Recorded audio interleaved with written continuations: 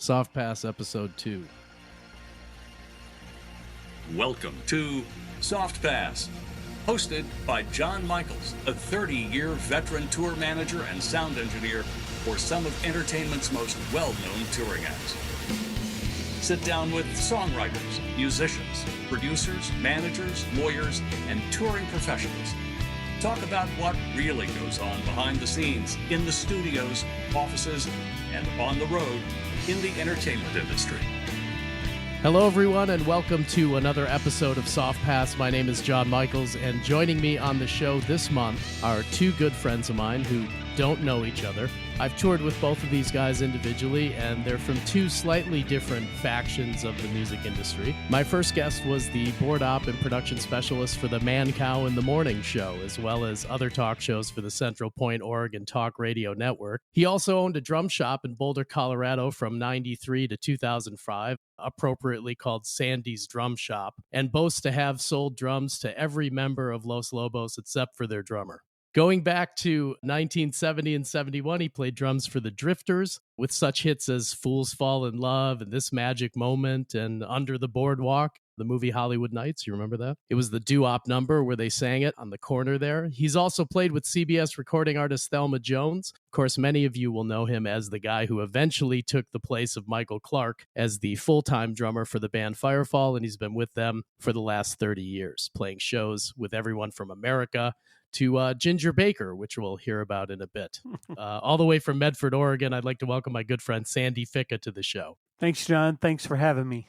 And my other guest is a touring musician of 30 plus years. He's from Austin, Texas, where he grew up with the sounds of rock and pop, blended along with the traditional cumbia music from down there. And from that upbringing, he was attracted to putting a contemporary mark on those traditional sounds, which he does with his own band, Charanga Cakewalk. But he's probably best known in the inner circle for his work behind the scenes and playing on stages all across the world. During his tenure as a hired gun, he has worked with such greats as John Mellencamp, Patty Griffin, Paul Simon, Kris Kristofferson, Charlie Sexton, Robert Plant, David Grissom, the Rembrandts, Violent Femmes, Los Lonely Boys, Ani DiFranco. I don't know that there's too many people he hasn't worked with. The list just goes on and on. He got a Latin Grammy from his work with Leela Downs, and he's currently an A&R person and producer with Lucky Hound Music down there, as well as a member of the 484 Artist Management Team. Please welcome very talented musician, producer, engineer, consultant, and all-around fun guy from his hometown of Austin, Texas, my good friend Michael Ramos. Hey, John. How you doing? Hey, everybody.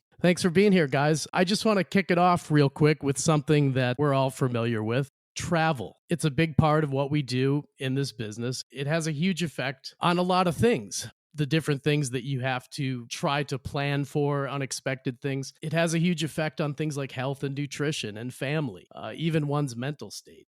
As you get older, family and personal life play more into what you do. Now we usually go out for extended weekends instead of 3 or 4 weeks at a time on a bus, but we've all been through the bus way of life. I'd just like to talk about some things related to travel in the business and how we all prepare for things when hitting the road. I'd also like to discuss the advent of technology and how it's changed the particular landscape of travel as it's changed all kinds of things in this business. Tour managers used to carry briefcases full of contracts and a book full of phone numbers and a bag of quarters or calling cards, and they'd be on the phone at every truck stop for as long as, we're at the truck stop. What do you guys remember about traveling back in the, I guess, Sandy, for you, it'd be back in the 70s and Michael in the 80s versus today? When you plan to go out for a weekend these days, it's much different than back in the day. What do you remember about those times? When I first started touring, I laugh because I think back now, and it was before the internet, before satellite television on buses, and you'd literally have a television set installed there in the wall, and you got the local stations if you were close enough, and your antenna would pick it up. And if you wanted to watch movies, you had to have like a VHR or whatever. Well, they had a VHS tapes in all of the buses, I remember, from back in the day. Right. There was a drawer that was there. You have all the tapes in there and stuff. The one time that comes to mind, my very first major tour that I did, we had this box of tapes that somebody had lent one of the guys in the band, and we started just watching them. There was one that was entitled Home Tape, and we start watching it, and it was like a movie, like a regular television show being taped, and all of a sudden it clicked to this couple getting after it in all crazy manner of positions and different tricks. And we were just in awe. I eventually had to leave the room because it started getting pretty rough. At one point, we were like, the soundtrack that was playing, all of a sudden, a DJ breaks in. Yes, you're listening to blah, blah, blah. He gives a call. And we're like, oh my gosh. So we narrowed it down who the couple was. Oh, no way. Yeah. So, be careful. Be careful what you record, folks.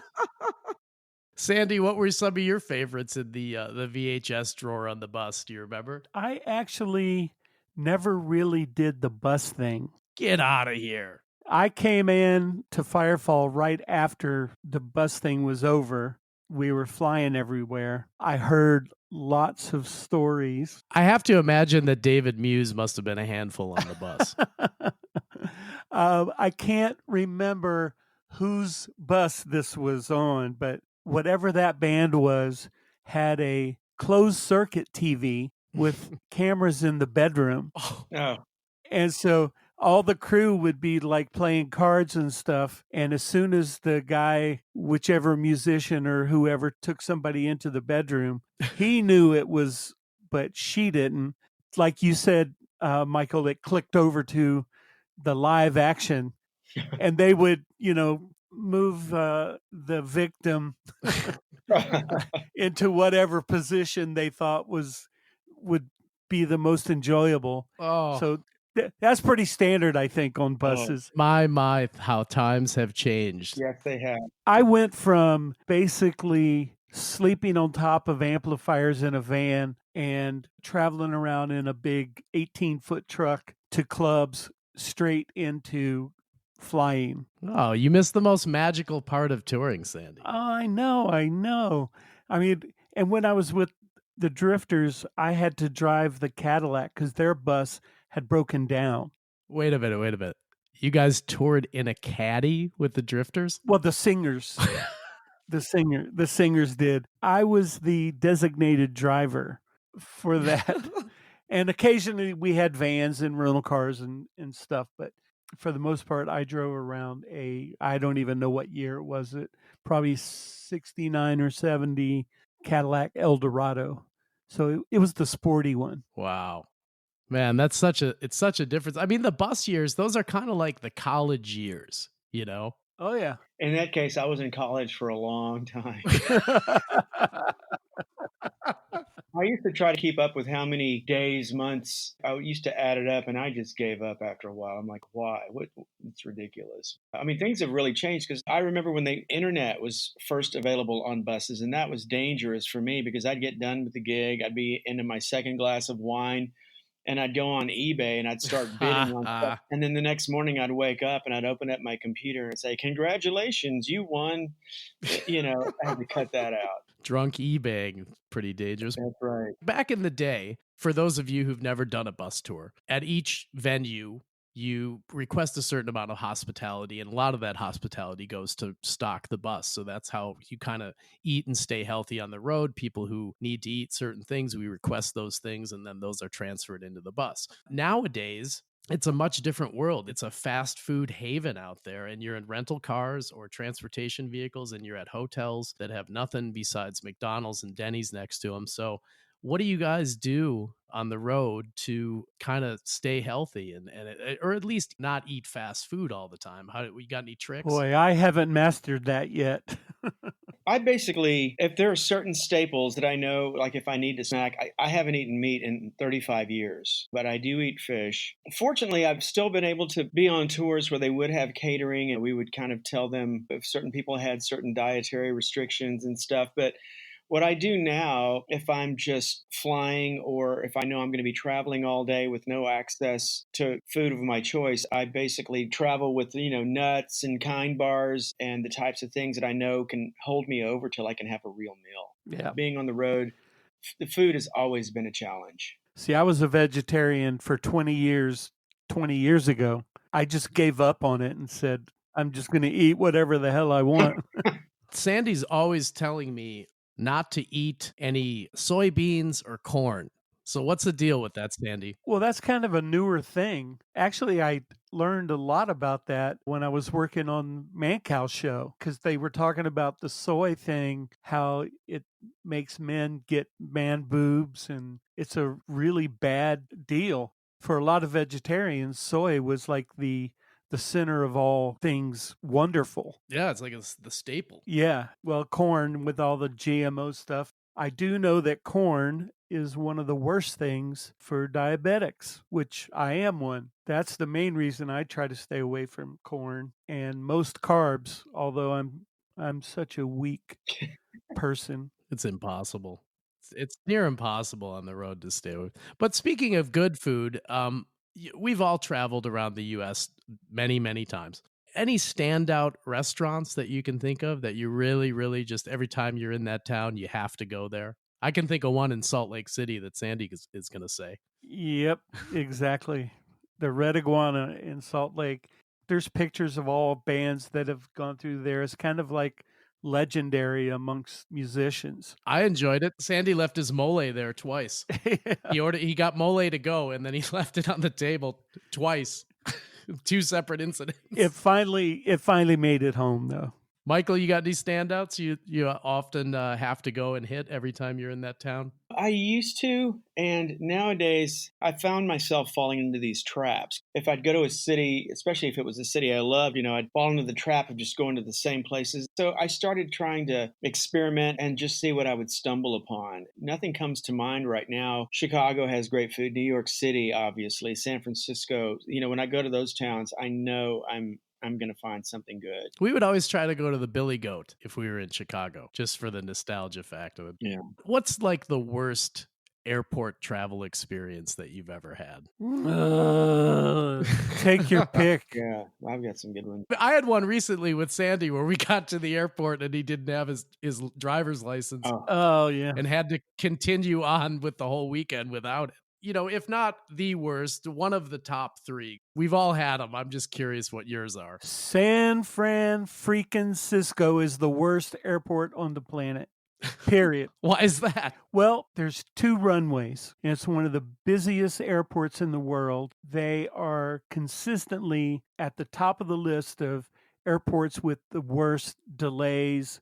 For a while there, flying out of Medford, I almost always had to go through San Francisco.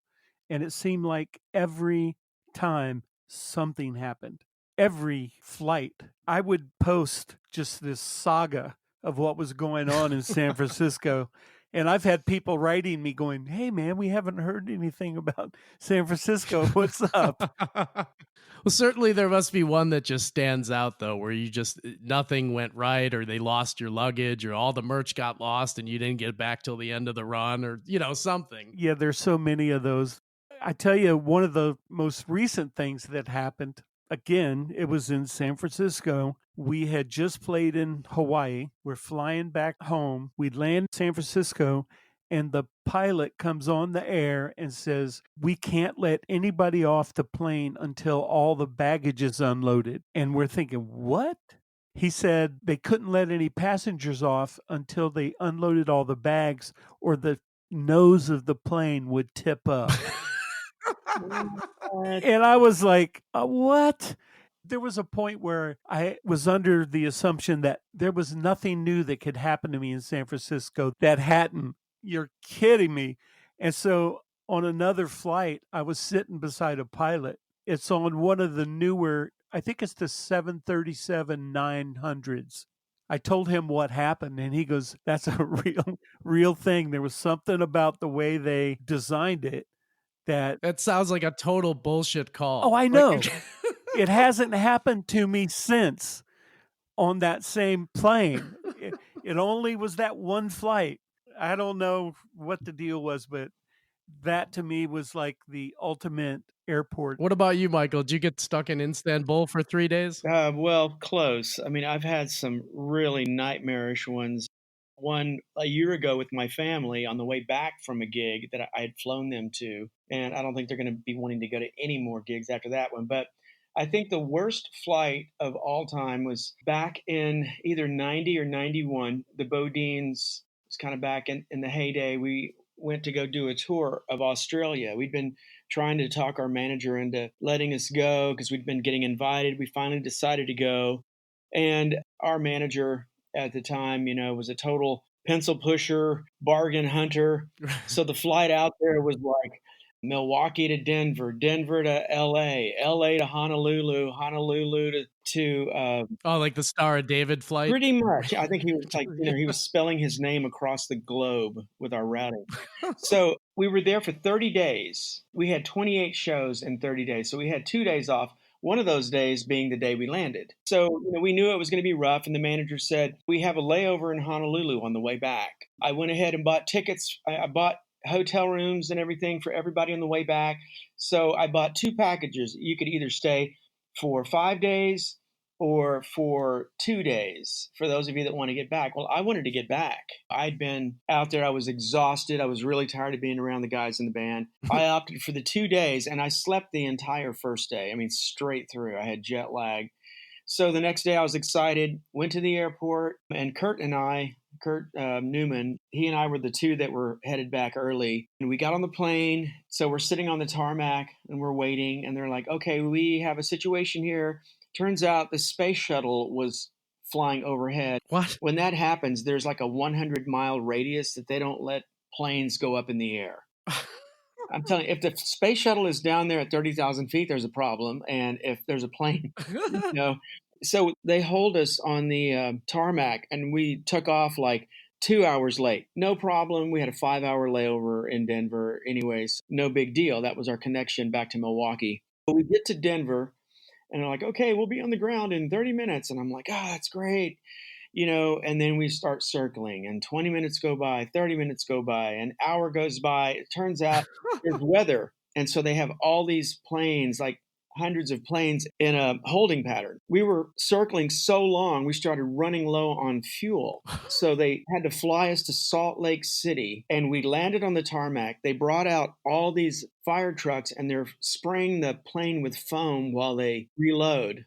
So we finally get back to Denver. We get to Denver. There are thousands of people in the airport scrambling. Kurt and I had a plan as we were getting off the plane. He ran, I guess they still have them, those banks and banks of phones, right?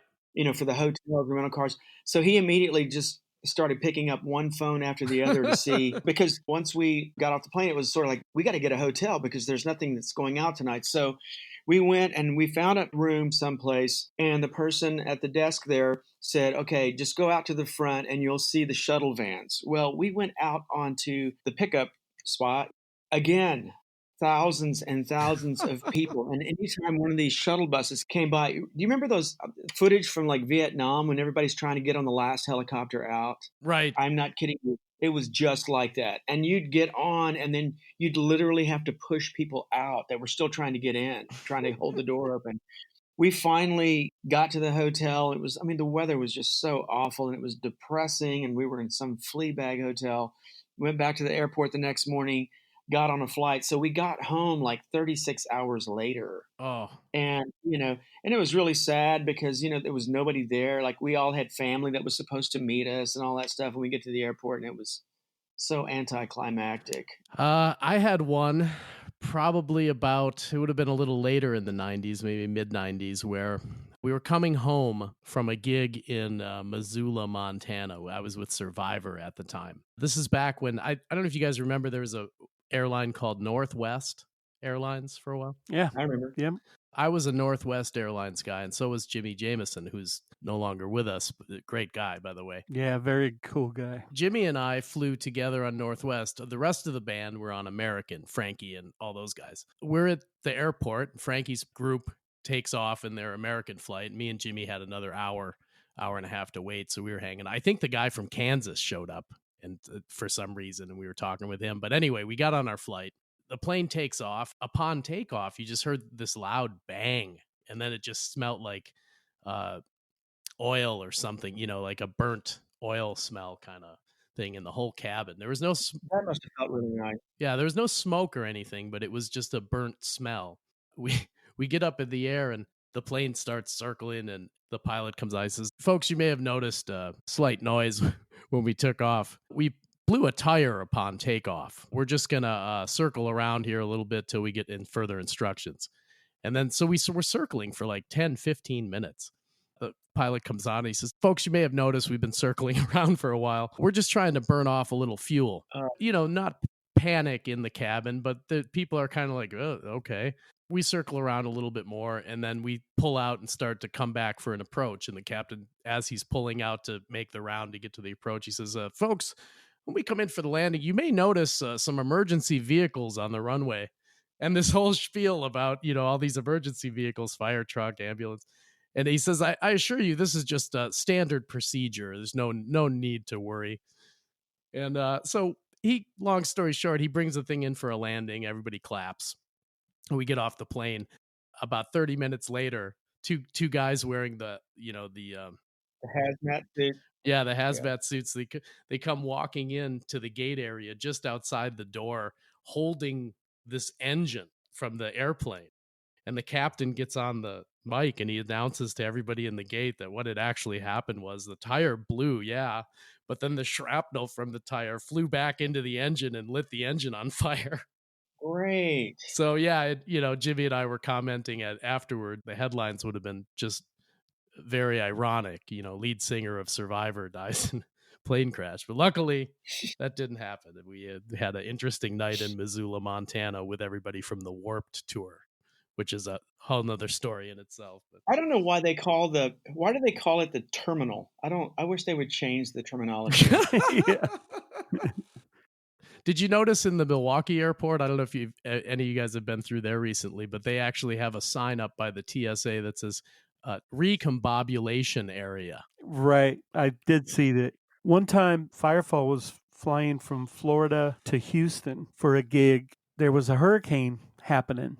We knew that we weren't going to play the gig, but we had to go anyway to get paid. Oh my gosh. This flight, everybody on the plane was throwing up. The turbulence was so bad, and we were the last plane to land. They closed the airport right after we landed, and we told Jock, never, ever again. If we have to not get paid, we are not going to fly through a hurricane ever again. Did any of the band guys blow chunks? I'm sure somebody did. I didn't, and I don't know how. But our keyboard player at the time was sitting on the window, and I'm on the aisle, and Danny was a really, really timid flyer. He was white-knuckling the whole way, and I was like, oh, my God. This guy behind him had his head on Danny's seat, on the back of Danny's seat, just going crazy with the puke bag. Oh, the vomitorium. Then the guy behind me started doing the same thing. And I'm like, oh my gosh. And it was like, a chain reaction. Right. This lady across the aisle was trying to keep her son from throwing up. And she's like, just pretend like you're on a roller coaster. She started. And so finally we landed. We go to Houston. We're in the hotel and we're playing poker. And they announced that the airport was reopened, and a couple of the guys went back to the airport, got on the plane, and flew to Denver. And I was like, I am not going anywhere again tonight. Wow. They went right back? That's crazy. Yep. They went right back. I was on a private jet with one of my former employers, and we were on a tour. And I was just going to ask you about that. Well, sometimes you're lucky enough to ride with the boss, I hear. Right. Well, so, I'm not going to mention any names, but we're flying through this storm. And I mean, you think it's bad being on a big plane that's being tossed around. Try being on a small jet being tossed around. Oh, yeah. And this particular former boss of mine had a real fear of flying. They would have to, medicate him a little bit, to just calm him down before he would get on a flight on a clear day. So you can only imagine what he was like. And so we're flying around. He kept screaming at the pilot to slow down. And we're like, okay, if we slow down, we stall, we crash. Slow down. But that was pretty awful. I worked for a band where I had two bosses. We took a private jet to go do a 4th of July gig one time. I was sitting in the front of the plane with one of the bosses, and I had the other boss kind of back in the row behind me. And apparently one of the two bosses was ultimately afraid of flying in small aircraft. So he's definitely afraid of something going on. Well, meanwhile, me and the other boss are having conversations with the pilot while the flight's going on. Oh my gosh. The one boss keeps trying to get my attention, flag me down, finally he just stands up and he goes, "Will you stop talking to the pilot?" Crazy situation. Michael, I think you know who I'm talking about, but Oh, absolutely. yeah, it's strange situations in airports. I have had band members specifically talk about bombs in the TSA area. What are they going to do to me? Talk about a bomb. Who cares? Bomb. Yeah, it's just like, what? Yeah. Well, Only musicians, man. Yeah.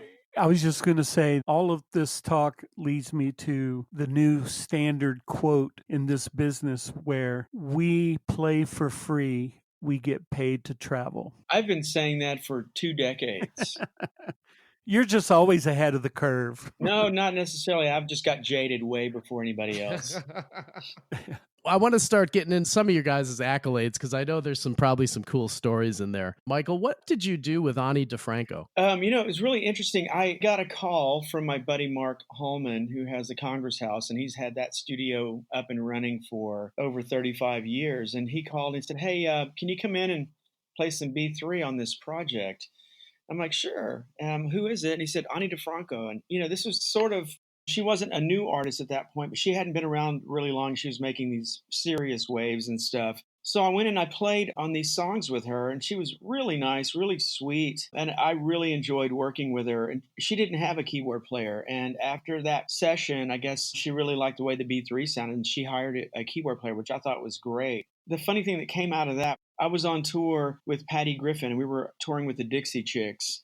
And we were somewhere in Florida outside of Miami or something. And I had been trying to convince her to let me bring my B3 on the road. And she was like, "No, it's just too big. I don't want to bring it." And I agree with her, by the way, from a crew perspective. yeah, I'm sure. Sometimes on our days off, we'd go shopping together, we'd go eat or whatever, just to do something to get away from the tour. And we were in this clothing store. We were listening to this, some stuff, and there was this track that came on, and it was like this B3 part, and it was way up in the mix, and I was like, "Listen how good that sounds. I like this song."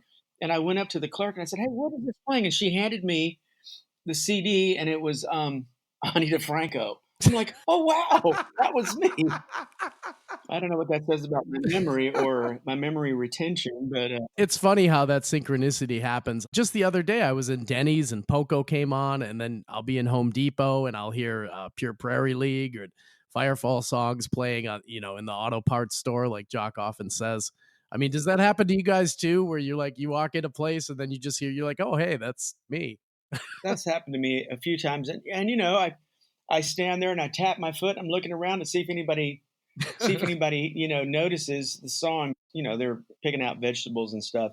The cool thing about the Austin airport, Austin Bergstrom, they play all Austin artists. If you go into the airport and if you're sitting in there long enough, sooner or later you'll hear something that you played on. I always thought that was very cool. I hear Schneider a lot in there, Bob Schneider. Yeah.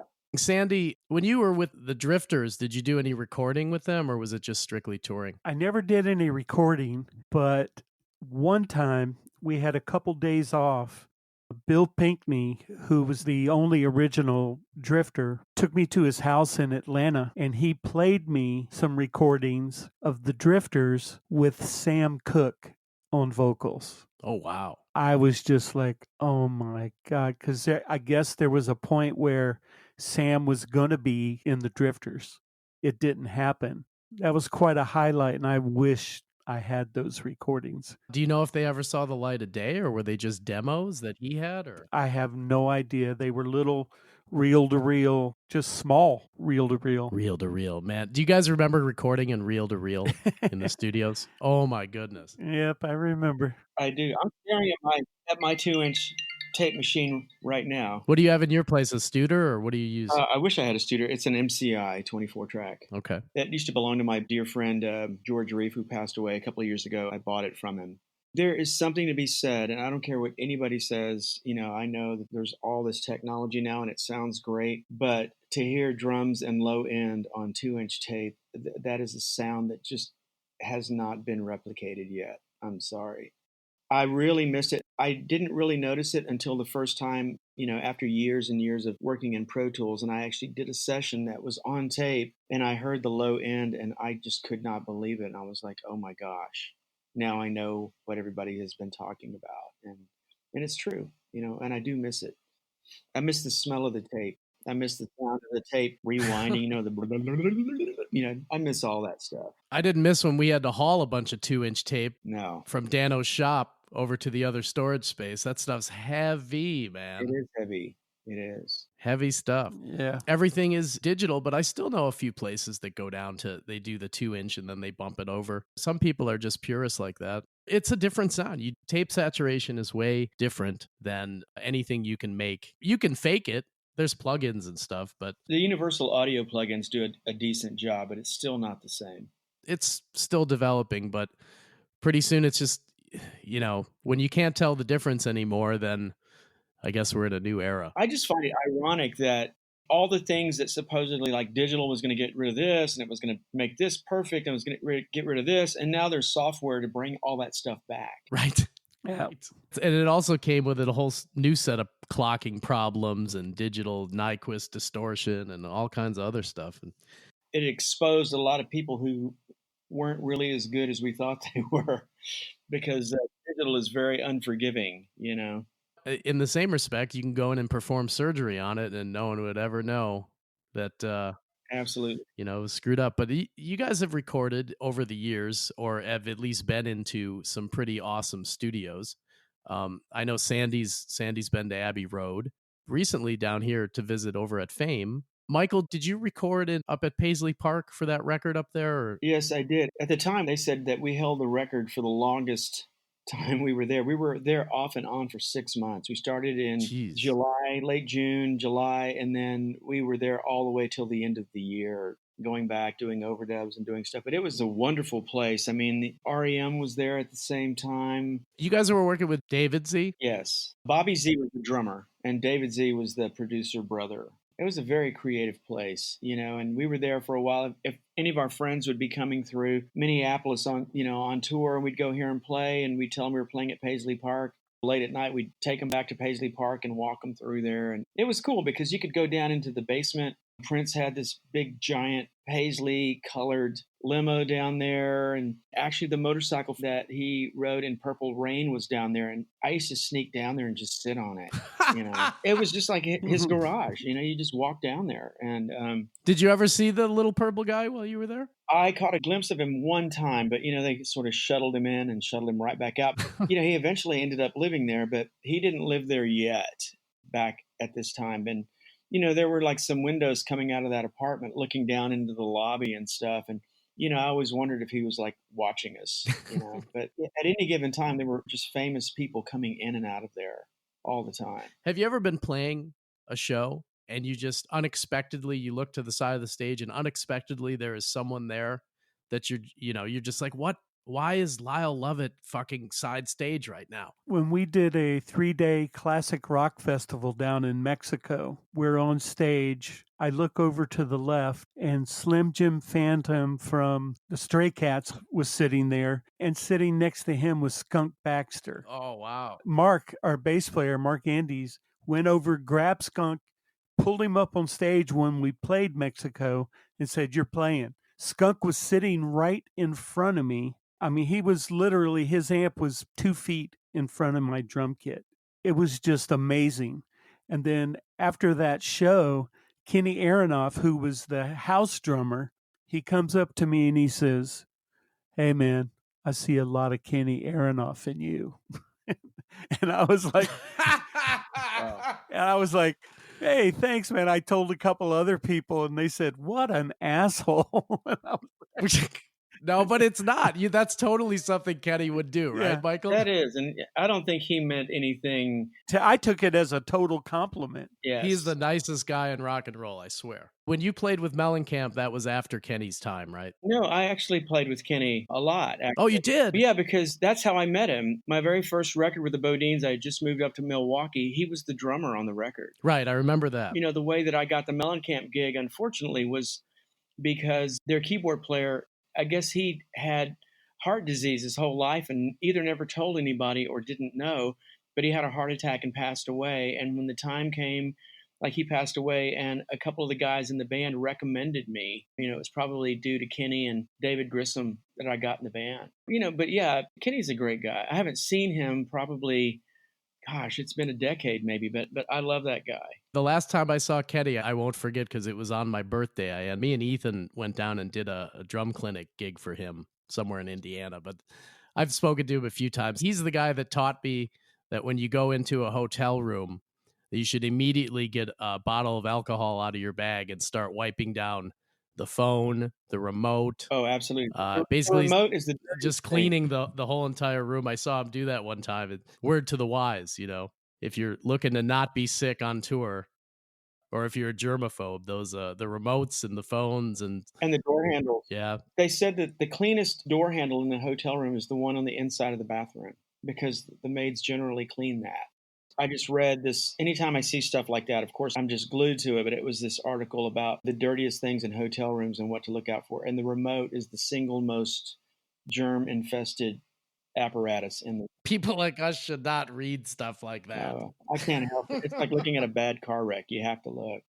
When you were playing with Patty, did her husband ever show up just unexpectedly? You're like, oh, hey, there's Robert Plant. By the time they got married, I wasn't really working with Patty that much, but I did end up being hired by Robert to put a group together to do some shows with Patty, with he and Patty. So, yeah, I did get to meet him, and he was a really, really nice guy, really funny. Just expound a little bit on his personality, because I hear he's just a real cut up to hang out with, I wouldn't say he's a cut up, but he definitely has his moments. And, I think he realizes, yes, I'm a rock and roll icon. Yes, I'm getting older. And he was just saying to me one time, I'm not even going to try to fake British accent, but he was basically saying, Michael, people come to the shows because they wonder if the old guy still has it.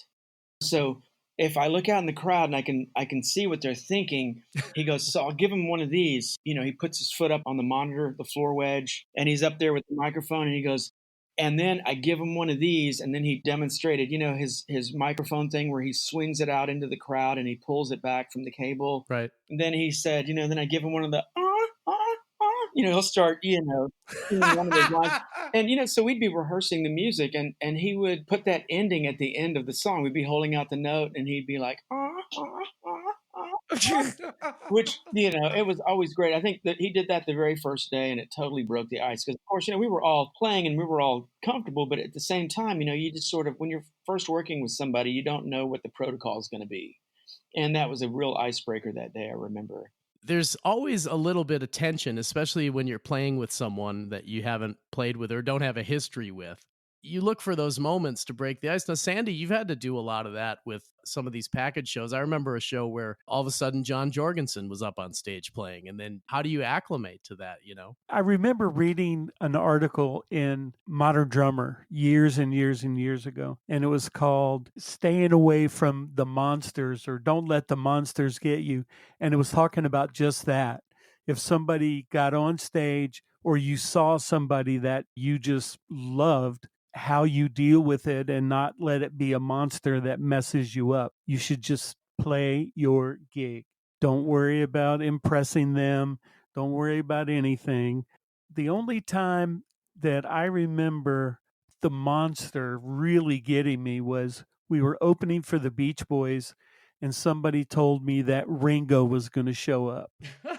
I lost it. What was the anxiety like building up to the downbeat for that show? It was incredible. I mean, it was Ringo. To this day, he is the only person in the music business that I would truly love to meet and just haven't had the chance. Right before we went on, they told us that he wasn't going to make it. So I was like equally bummed and joyful at the same time. You didn't have the pressure, yeah. Right, exactly. For the most part, we meet so many people and we do so many gigs with all these really great players and great stars.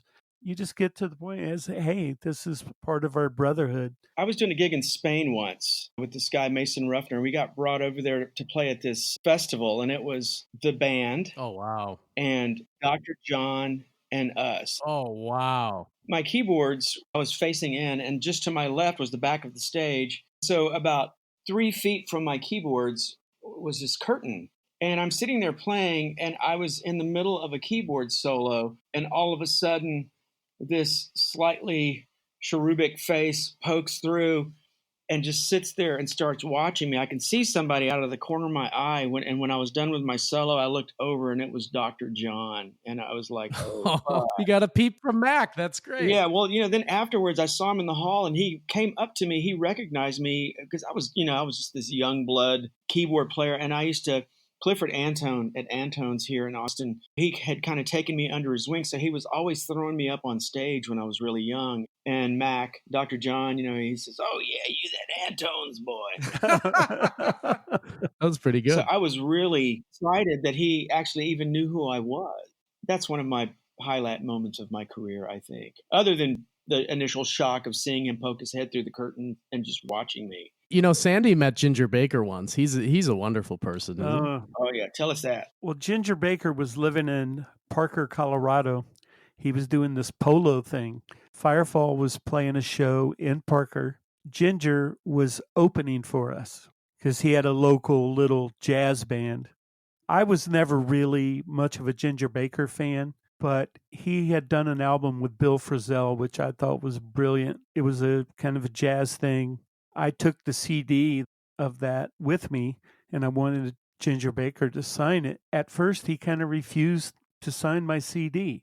And I think he was pissed because he was opening for Firefall. He thought it should have been the other way around.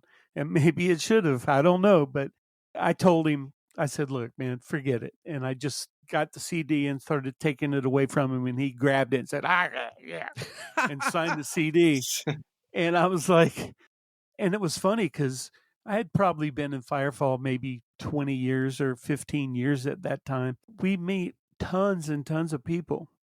They've all been really nice. And there's only been 2 people that I've met in 35 years that I would say were just jerks.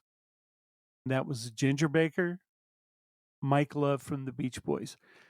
Sorry, guys. I know I'll never see Ginger again, but Mike, if I see you, it is what it is. What happened with Mike Love? Oh, he just had this air about him. He's probably the worst singer in the Beach Boys.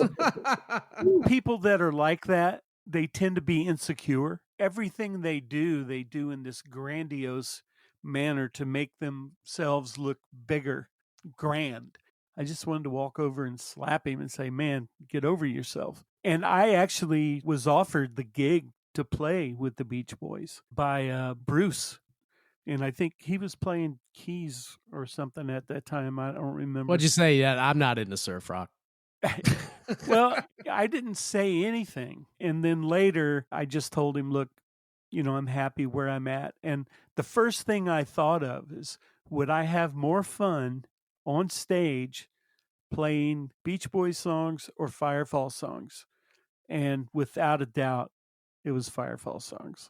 I actually enjoy playing those songs, and I don't think I would have enjoyed the Beach Boys songs as much. I can't wait to get Burley Drummond on the show because he has some very interesting stories about Chuck Negron. Have you run into him over the... His daughter lives here. Oh, okay. So I kind of know him through her and her husband. Some of the Chuck Negron stories I've heard are the best. Oh, that's true. Did you know Burley also had an encounter with Jaco once? I did too.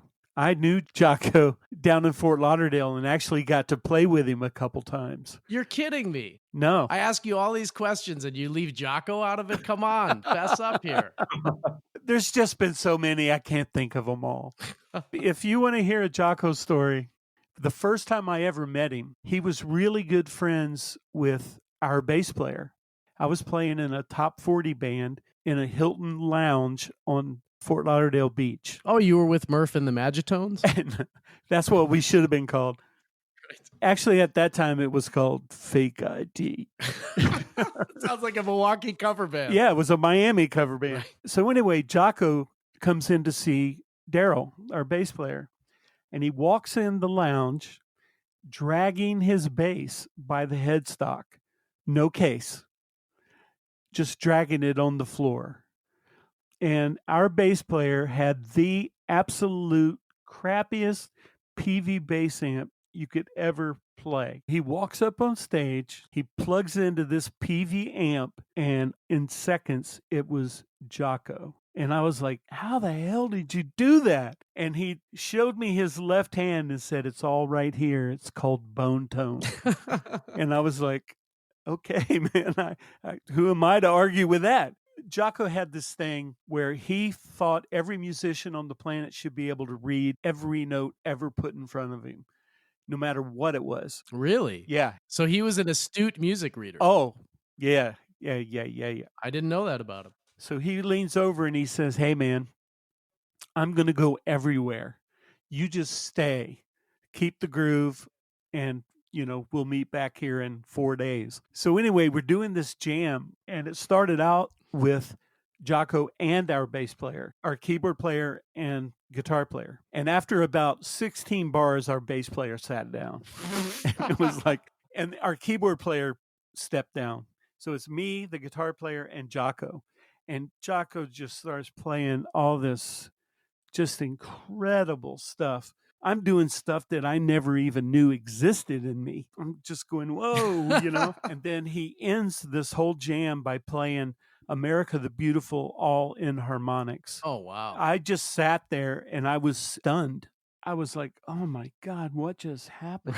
And Jaco walks over, and he wasn't a very big guy. And he leaned over, and he's leaning over my hi-hat, and his face is kind of like right in my face. And he said, hey man, you were playing some really cool shit.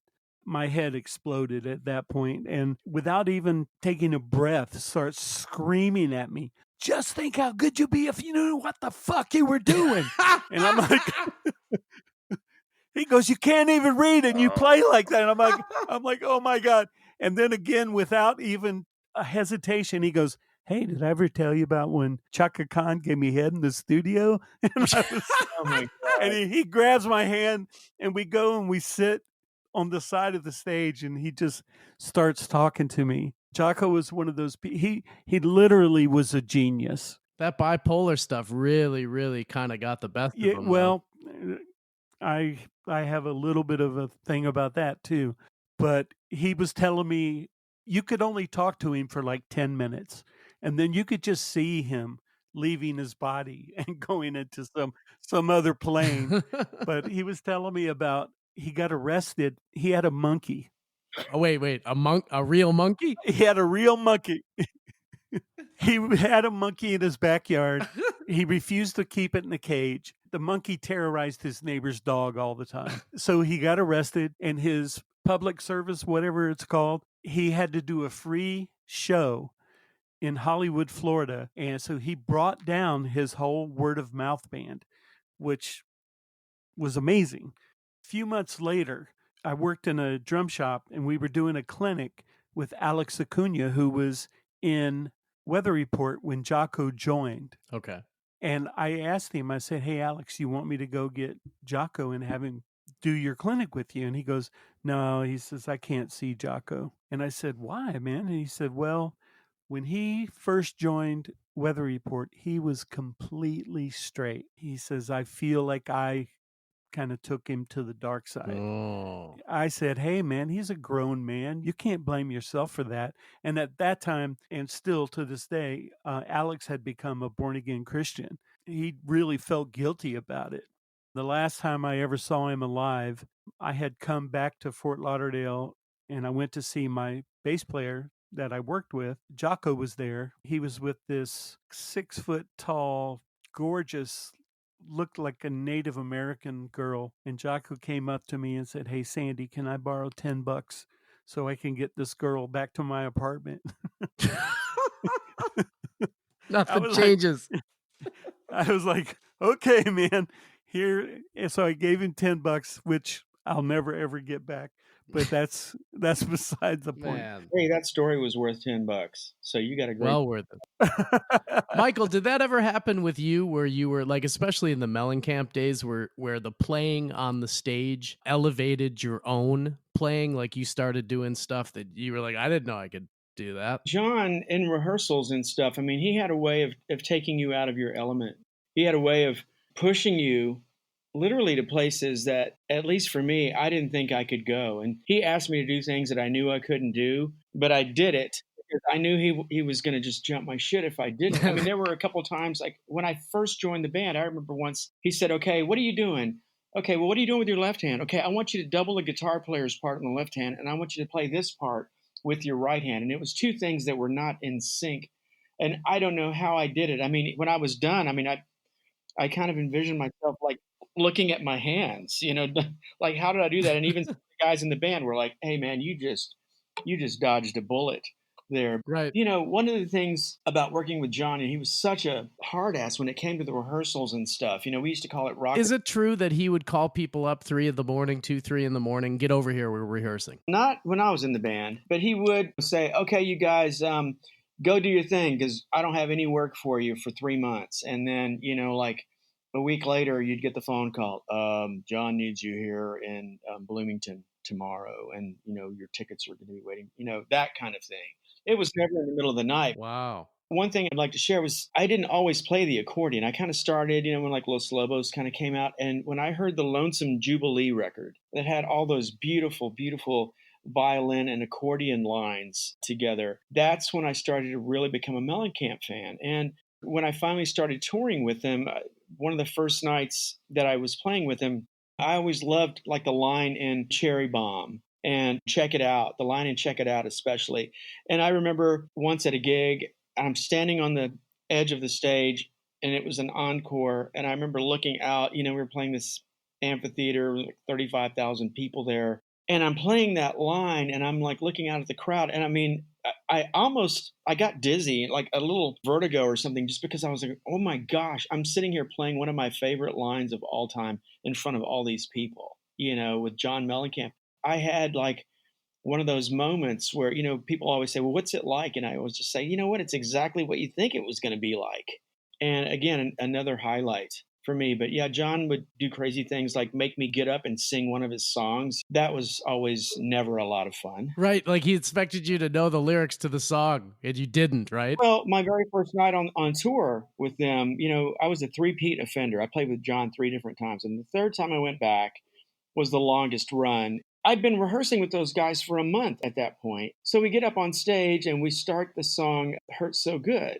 Starts off with this really badass drum intro. All of a sudden, John walks up to the mic and I see him kind of pause and he kind of turns around and he looks at me and he comes walking across the stage. He's walking up the stairs to my riser. You're like, uh-oh. Of course, and everybody there, in the arena is staring at me, even the guys in the band.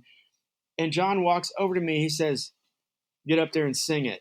And I was like, what?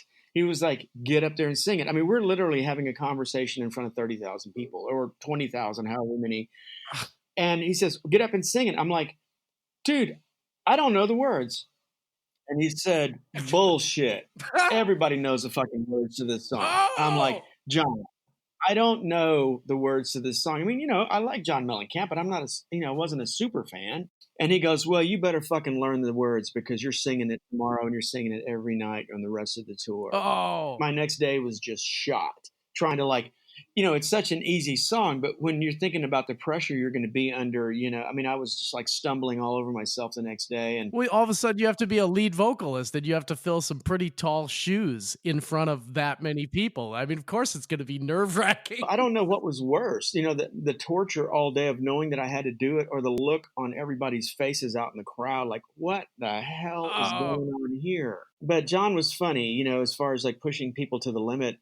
Once I kind of started getting comfortable with it, and kind of like starting to do my moves up there at the microphone and, checking girls out and stuff, he was like, all right, tonight when you do it, I want you to come down. I want you to bring your accordion with you.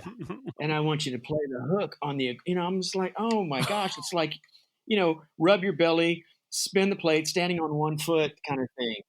He was always going to take it to the next level Right. as soon as he saw you getting uncomfortable. And you know what? I kind of respected him for that because he made me do stuff that I would never have done. So now whenever I'm playing with someone or if I'm playing with my band or with some other artist and I know I'm going to have to do something that I'm not comfortable with, I just think about that first night I had to get up there and sing John's song in front of all those people. And after that, it's all a coast downhill, man, because that was scary as shit. It does sort of lower the bar in the sense that you're getting to the point where you can go, well, I've seen it all. You know, I mean, you never truly see it all. But one thing that comes to mind from a crew perspective is I was out on tour with one of our good friends, Dan O'Brien. You weren't out on the road with us. It was Bucka Allen. The Leslie cabinet just took a dump, literally like 20 minutes before showtime. Worked for sound check, no problem. You know, it was constant problems with this piece of gear.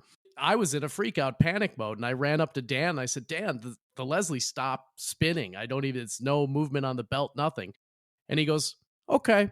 And he just walks up to the stage, and, you know, nothing he hasn't seen before. And as I progressed, you know, many years down the road, I found that I got to that point too, where you're like, you know, the building's on fire and everything's going to explode. Well, all right, let's just do this. So it's kind of a natural progression, but it's neat when you actually get pushed to do something that you didn't know you could do. Exactly. Sandy, you ran this drum shop in Boulder called Sandy's Drum Shop. Yes, sir. For at least 10 years, a little more than 10 years, right? Yeah. And in that drum shop, you sold drums called Tribes Custom Drums. And I was wondering if you could, maybe if you want to talk about the drum shop. The Los Lobos thing is interesting. Fun to hear that story. But if you want to talk about those, I was interested in those drums and how you got to make custom drums. And I've seen several people have credited you and the drum shop, and they play the drums. And how did that come about? I had a customer who was a woodworker, and he had a paint booth, a spray booth. He had dabbled in building drums, and I had a couple raw shells in the store, and we got to talking, and I said, hey man, why don't you take one of these, paint it, and bring it back and let me see your work. And he brought this snare shell back, and it was gorgeous. I mean, this guy was really good, and he used like car paint, you know, and we would do on wood, and we would do like metallic finishes and fades and all this stuff. So I went ahead and got some more shells, and we built a kit, which is sitting about 30 feet from me in my studio. It was the very first kit we ever built. I put that out on the floor. We probably sold, I don't know, 30 or 40 kits that year. It was just amazing. I read one report where he said that he had built over 100 kits. In that first year? Well, just to date. Oh, okay. Yeah. I don't think we'd built that many in that first year, but everybody in town bought them. Everybody in town played my kit. It was just this amazing thing. And I never made any money. It was like a labor of love. I mean, we had Travis with String Cheese Incident played them. Brian Nevin with Big Head Todd. We built a kit for Jeff. Gosh, I can't think of his last name. Great guy. He was from, I think, the Atlanta area. Played with Bruce Hampton, Colonel Bruce Hampton. Aquarium Rescue Unit. We built him a kit. It was a great thing. It was wonderful. Speaking of that time up in Boulder, you were there, you know, living up there. You had your drum shop, and you were up there about 20 years after the initial migration kind of came in from California, where everybody started moving up into the mountains there. What was the scene like 20 years after that event happened? Was it still real thriving? Was the music scene just happening, or had it died out? Did a lot of those guys move away? Did they still live there? Some kind of still had places around there. It definitely wasn't like the heyday of Boulder of the early to mid 70s. And now it's even, I don't even know what it is. It's just not the same town, but I still love it. Just being there, being kind of at the epicenter of the music scene, I think I took for granted, because when I moved to Oregon, I knew no one except for my wife's family. And so it was pretty tough the first couple years here, but now I've really grown to love this area and this community. Do you take Austin for granted, Michael? I love this town. I tell people all the time, I love Austin. I love Texas, you know, but especially Austin. It's funny. I just said to one of my friends the other day, hey man, do you remember when we first moved here back in the, early 80s? we had the town to ourselves. I mean, back then you could go from one club to the other. Like your friends are playing in this place, you go and you hear them. You want to go hear somebody play at Club Foot or the Continental Club, and you could go to multiple places. Nowadays, you got to plan it out. The traffic here is just so ridiculous, and there are just a lot of people. I mean, Austin's probably, grown. It's probably like 4 times the size of what it was when I first moved here, but it's still a great place to live. Yes, I lament those old days and how simple life was. And now, it's really expensive to live here. It's a beautiful place to live, and that we can only keep it a secret for so long. But that's one of the reasons why it became a thriving music city, is because all the musicians banded together, and it was, one for all kind of vibe. There was a healthy competition, but there was never any backbiting or backstabbing. And I think it's still that way. There are just a lot of musicians here, and the competition is really, really fierce now. Didn't you have a public access TV show or something back in the 80s down there? Yeah, I can't remember what it was called, but yeah, we used to always watch it. And I remember when they started it out, it was like 24 hours of constant music, and they just had band after band after band after band. You saw all your friends, and some people had to come back 2 or 3 times because they played in different bands. That's just the kind of town that Austin was. In a lot of ways, it's still like that. It is a little tougher, getting around. Parking that's one of the headaches for me. As far as taking it for granted, I don't think I ever took it for granted. I do love this town, I will say. You work with a few groups down there, 848 Artist Management and Lucky Hound Music. What do you do over there, by the way? You said you're A&R guy? Music consultant? Artist and repertoire. And, it's like back in the old days, it was really cool because like producers were their own A&R guys. They would go out and find bands that they wanted to work with, and they'd bring them back to the label and say, hey, why don't we sign these guys? And that's kind of what I do. I feel like I've sort of brought it back to that place where I can go out, meet or hear young artists and talk to them. And they don't even have to be young, but new artists. And I really enjoy that part of it because my passion really is working in the studio. I still like playing live a lot, but I really love working in the studio and creating something. And that's what I do. I produce for the label, I A&R for the label, and then we also have a management side, 484. That part of it was the biggest learning curve for me because, I had to learn how to think like a manager, which is a scary thought. Yeah, well, a lot of bands are having to learn how to think like a tour manager as of late. They never had to do that stuff before. But the A&R thing, that seems like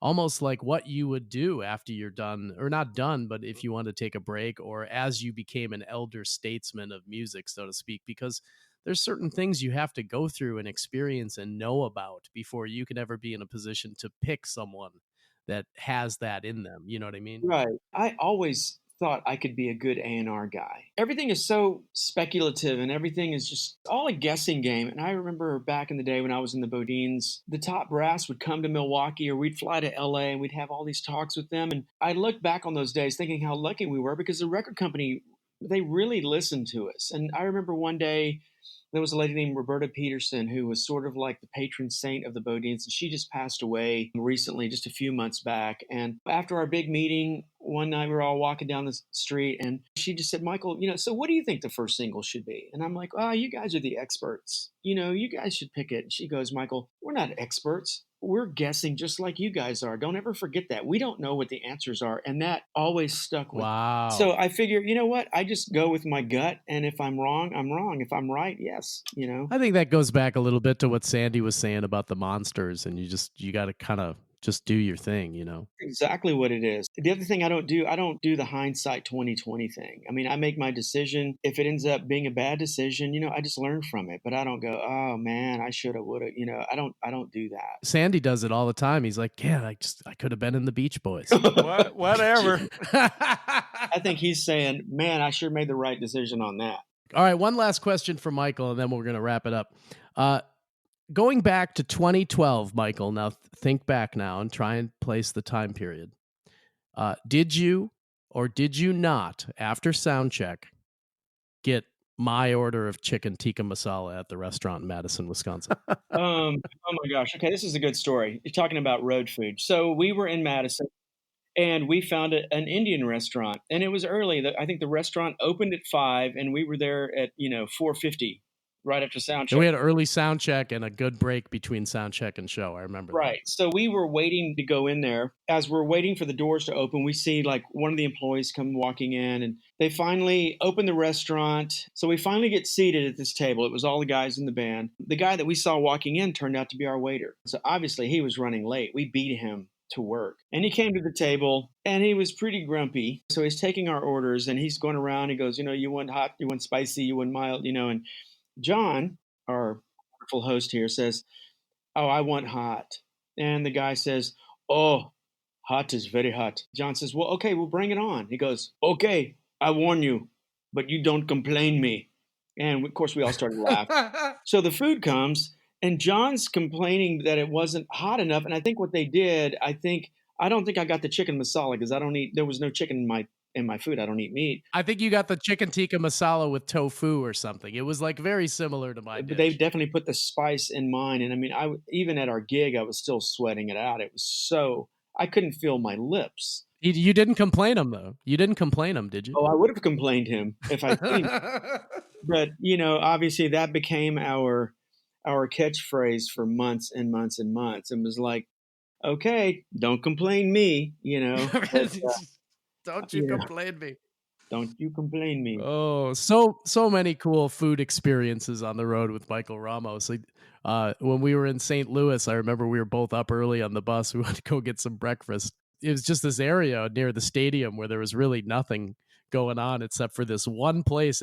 I swear, Sandy, this place looked like a photo mat. And it was about as big as a photo mat. And it just said, "Eat right." Like shop right, but eat right. Right. Yeah, and we go in the place and there's a counter there with 2 seats. Some reason they had a jukebox in there or an ATM machine or something in the corner, and the one, like maybe one table and the very limited menu of like 5 items. But they had the old school where they have a slice of pie sitting in a container that's like kind of plastic and you can turn it. And they did have one of those. Yeah. Mainly in the morning, me and Michael were just looking for a place that had a bathroom, which that place didn't. All right, guys. I want to thank you guys for both joining me on the show this month. It's been great talking about all these old stories and some of the interesting people that you guys have met. And if you ever are in Austin, keep your eyes open for Michael Ramos. He plays out there once in a while with some bands, and he's always lurking around. And of course, if you want to see Sandy Ficca, he's playing drums for Firefall from now until when, Sandy? Till they're done, right? I think so. We're just going to fall over. I don't know. The most recent gigs coming up when you hear this. Actually, if you want to see Firefall and a bunch of other bands that are from that era, there's we're on the cruise this year, right? The Rock and the Blue Cruise. It's called the Blue Cruise. The Blue Cruise. Yeah, not blues. It was started by the Moody Blues. We got Art Garfunkel's on there, Alan Parsons, the Zombies. Oh, wow. If you want to see Firefall, they're going to be on the Blue Cruise with a bunch of other great bands, and you can come check them out. And I hear is that where Shannon's having her wedding? I think they're on the Rock and Romance Cruise. I don't know. If Ambrosia is on that cruise, there will also be a special wedding going on that night. When you get older in life, the cruises become a big deal every year, Michael. Have you ever done a cruise? No, I have not. I don't know if I want to be on a boat like that with hundreds of people, You don't. It's actually pretty fun. It's fun for Sandy because he brings his wife and she just constantly wins money at the casino somehow.